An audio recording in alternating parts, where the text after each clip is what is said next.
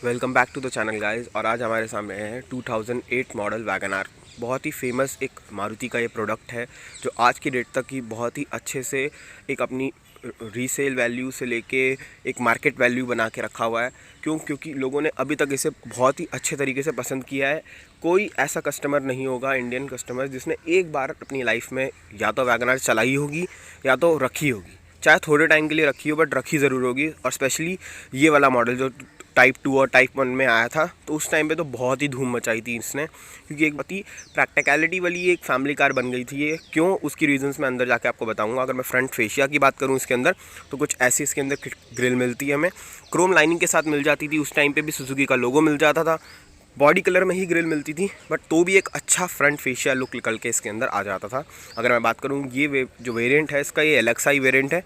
इसके ऊपर VXI में वो मॉडल आता था, तो VXI मॉडल में कुछ और फीचर्स ऐड हो जाते थे। बट फ़िलहाल एक अगर मैं बेसिक उस टाइम की बात करूँ फ़ीचर्स की, तो अगर उस टाइम की फ़ीचर की बात करूँ तो इसके अंदर बहुत ही अच्छे फीचर्स आ जाते थे एक फैमिली कार के हिसाब से।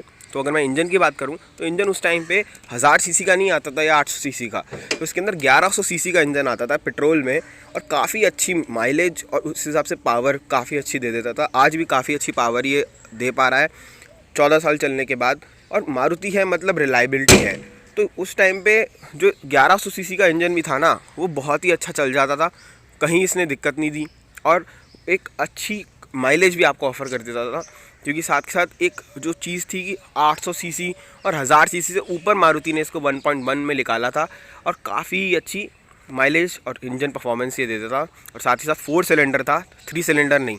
आज की डेट पे जो वैगन आर CNG आ रही है वो 3 सिलेंडर इंजन के साथ आ रही है 1000 सीसी के। ये 1100 सीसी का इंजन था और 4 सिलेंडर इंजन था, तो ये चीज़ बहुत ही अच्छी थी इस कार के बारे में। और उसकी वजह से एक रिफाइनमेंट थी।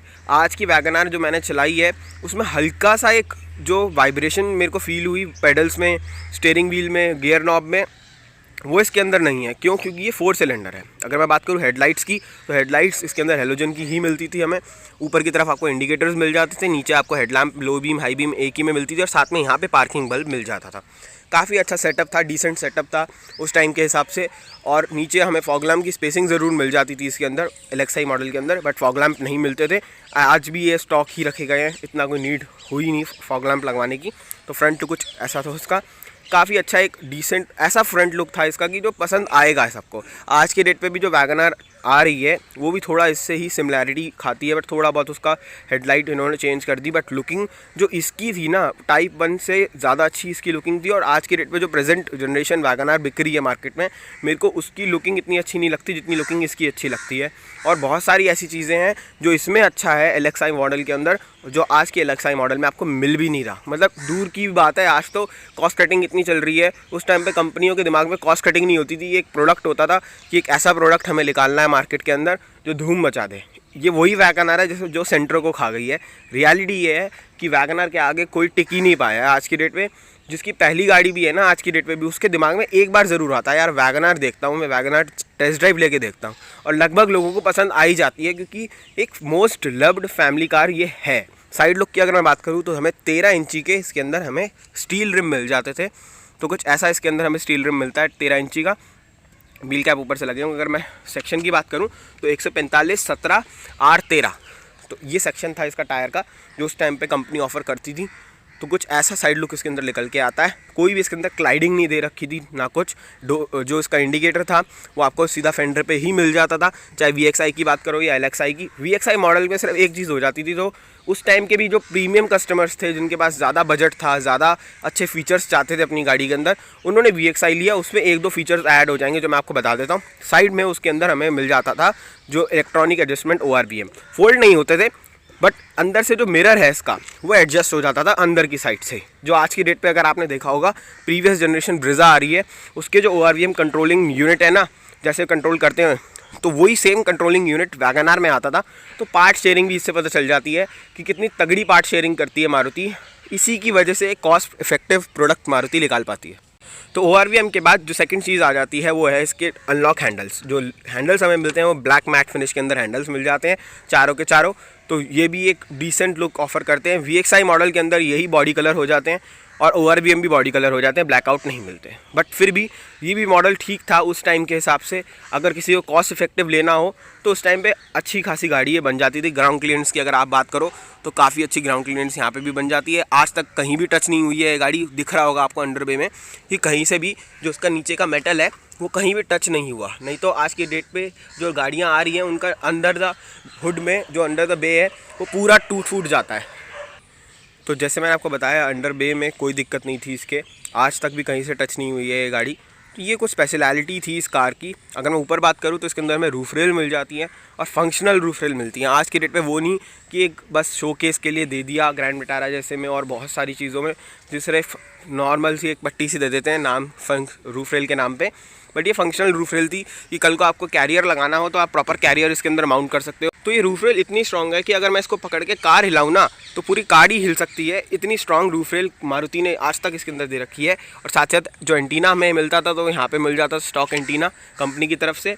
तो ये कुछ था इसका साइड लुक। काफ़ी एक अच्छा साइड लुक इसके अंदर ऑफ़र किया गया था मारुति की तरफ से, जो हर किसी को पसंद आया। ग्लास एरिया इतना अच्छा रखा गया है, अगर आप देखें तो ये नहीं है कि पीछे का ग्लास छोटा है आगे का बड़ा है।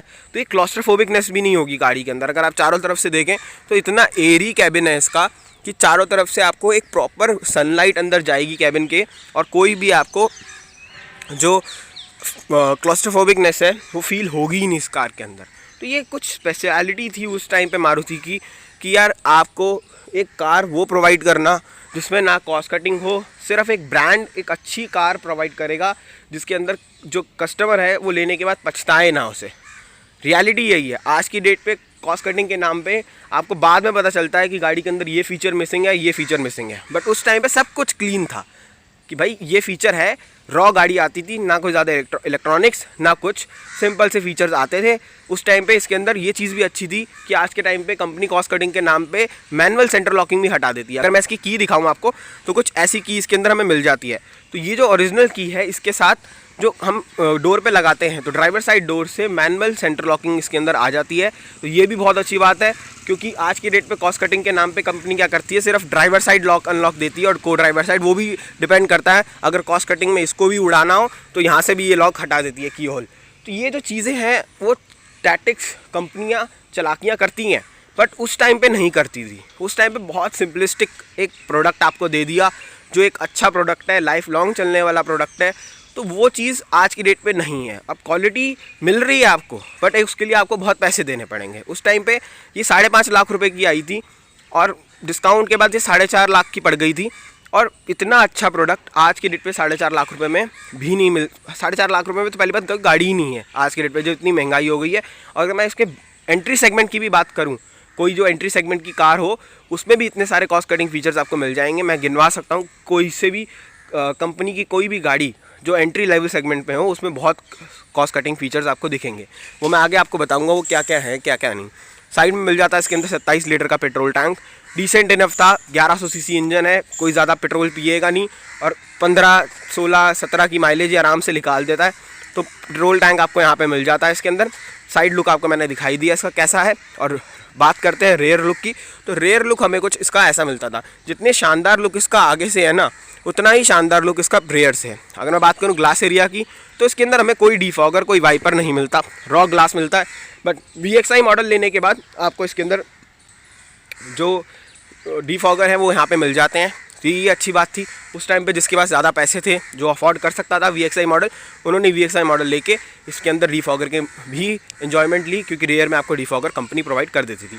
नीचे की तरफ मैं बात करूँ तो मारुति सुजुकी की बैजिंग मिल जाती है, सुजुकी का लोगो मिल जाता है और वैगनआर LXI की बैजिंग मिल जाती है। अगर मैं इससे भी रिलेटेड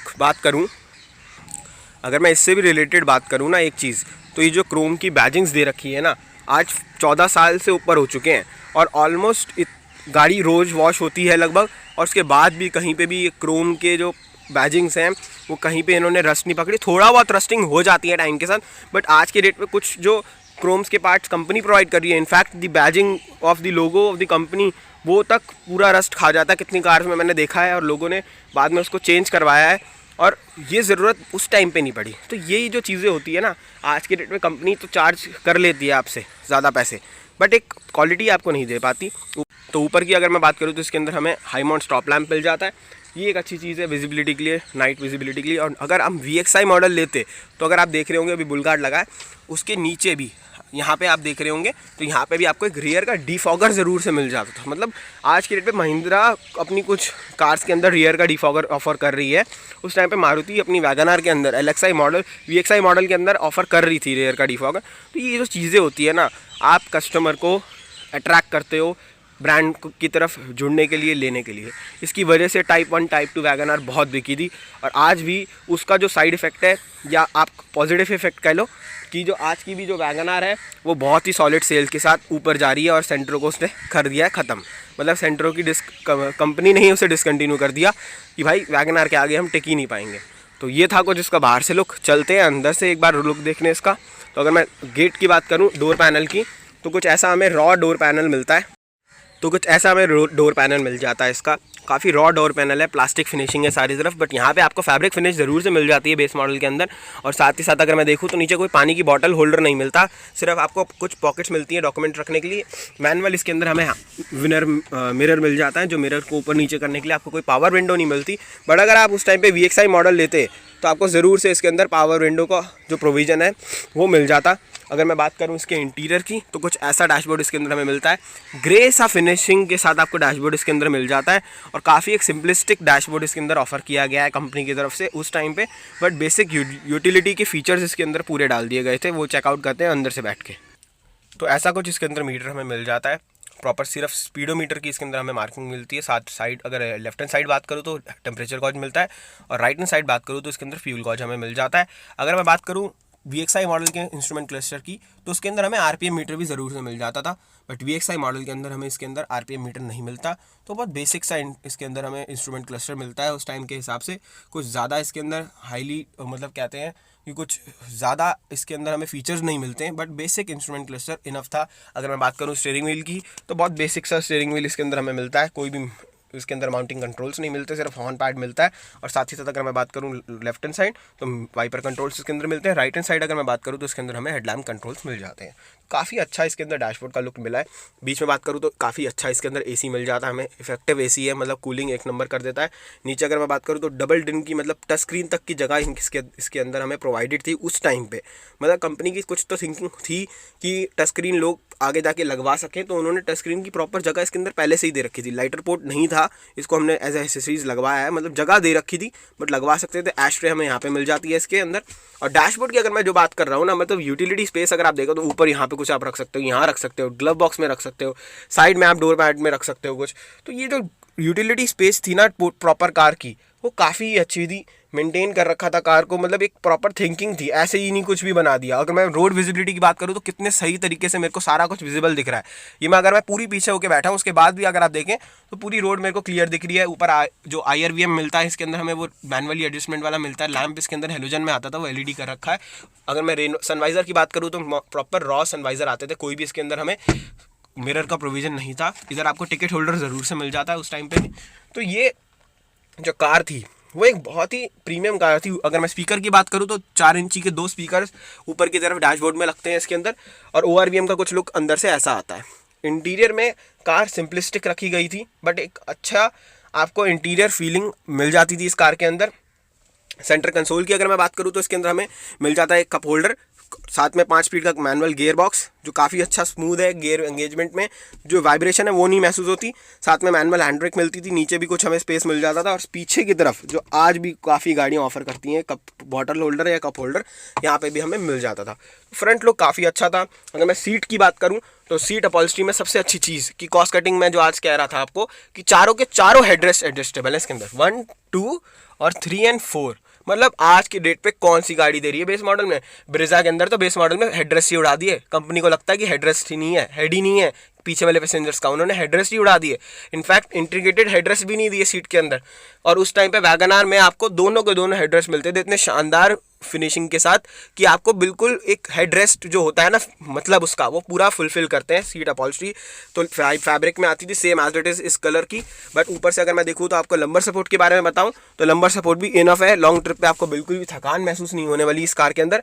तो ये जो बात है ना मारुति की, वो एक यूनिकनेस थी। अगर मैं ऊपर बात करूँ तो ग्रैब हैंडल्स ज़रूर से दे रखे हैं चारों तरफ, यहाँ पे भी कोई कॉस्ट कटिंग नहीं कर रखी मारुति ने। और जो सीट बेल्ट है वो प्रॉपर मैनुअल दे रखी है विदाउट हाइट एडजस्टमेंट। तो ये कुछ था इसका डैशबोर्ड का लुक और सीट्स का लुक। ये क्या लुक निकल के आता था। अगर मैं लेग स्पेस की बात भी करूँ तो काफ़ी लेग स्पेस अच्छी मिल जाती है, मतलब स्टीयरिंग से आपकी लेग्स अटकेंगी नहीं जब तक। अगर आप ऑलमोस्ट मैं 6 फीट का हूँ उसके बाद भी, तो इसको टॉल बॉय एडिशन भी बोला जाता था इस वैगन आर को, क्योंकि जो लंबे लोग थे ना बेसिकली उन्हें बहुत पसंद आई थी। क्योंकि उस टाइम पे थोड़ी जो गाड़ियाँ थी वो छोटी छोटी सी थी। ऑल्टो जो 800 आती थी और बहुत सारी सेंट्रो भी इसलिए उसके सामने नहीं चल पाई, क्योंकि जो सेंट्रो की जो हाइट थी और चौड़ाई थी ना वो बहुत छोटी थी। तो छोटे लोगों के लिए तो वो ठीक थी, बट जिनकी हाइट थोड़ी लंबी थी ना उनके लिए फिर वैगन आर पसंद आई उन्हें, क्योंकि एक अच्छा खासा आपको लेग स्पेस ज़रूर से मिल जाता था इसके अंदर। और वैगन आर में ज़्यादा स्पेस था सेंट्रो से। और सबसे अच्छी चीज़ थी कि वो 1000 सीसी के इंजन में आती थी और हमारी आती थी ये वाली वैगन आर 1100 सीसी के इंजन में 4 सिलेंडर। तो ये जो चीज़ें थी ये बहुत ही अच्छी हो जाती थी उस टाइम पे कि मारुति की तरफ अट्रैक्ट होने की। तो ये कुछ था इसका डैशबोर्ड का लुक। एक बार चेक करते हैं रेयर डोर पैड का लुक और रेयर सीट का लुक। तो अगर रेयर डोर पैड का लुक चेकआउट करवाऊँ आपको तो मैं पीछे वही प्लास्टिक प्रॉपर फिनिशिंग इसके अंदर हमें मिल जाती है। और साथ ही साथ अगर मैं बात करूँ यहाँ पे तो फैब्रिक फिनिशिंग यहाँ पे भी एज सच मिल जाती है। और जो नीचे की तरफ है वही पावर विंडो का जो मैनुअल इसके अंदर हमें लीवर मिलता है वो मिलता है। और साथ ही साथ इसके अंदर हमें कुछ डॉक्यूमेंट पॉकेट्स मिल जाती हैं। सीट फैब्रिक की बात करूँ तो वही सीट अपॉल्स्ट्री मिल जाती है। लंबर सपोर्ट की अगर मैं बात करूँ तो लंबर सपोर्ट भी पीछे भी काफ़ी अच्छा था। तो ये कुछ प्रीमियम फील्स थी इस कार की कि हमें क्या इसके अंदर ऑफ़र करा जाता था, इसलिए ही ये इतनी चली आज के डेट पे और पसंद करी गई। आज तक वैगन आर बहुत बिक रही है मार्केट के अंदर और काफ़ी अच्छी इसकी सेल्स जा रही हैं। तो वीडियो कैसी लगी ज़रूर से बताना। इन्फॉर्मेटिव लगी तो लाइक करना, शेयर करना और साथ ही साथ चैनल को सब्सक्राइब ज़रूर से करके जाना। ऐसी और इन्फॉर्मेटिव कंटेंट्स आते रहेंगे चैनल पे। तो साथ ही साथ अगर आप किसी को भी अपनी गाड़ी या बाइक का रिव्यू करवाना है तो डिस्क्रिप्शन में मेल ID मेंशन है, आप उस पर मेल करके अपनी कॉन्टैक्ट डिटेल सेंड कर सकते हैं। मैं आपको कॉन्टैक्ट करूँगा और हम एक डिटेल रिव्यू बनाएंगे आपकी कार का आपके साथ। तो इसी के साथ वीडियो को यहीं ख़त्म करते हैं। वीडियो को देखने के लिए थैंक यू सो मच।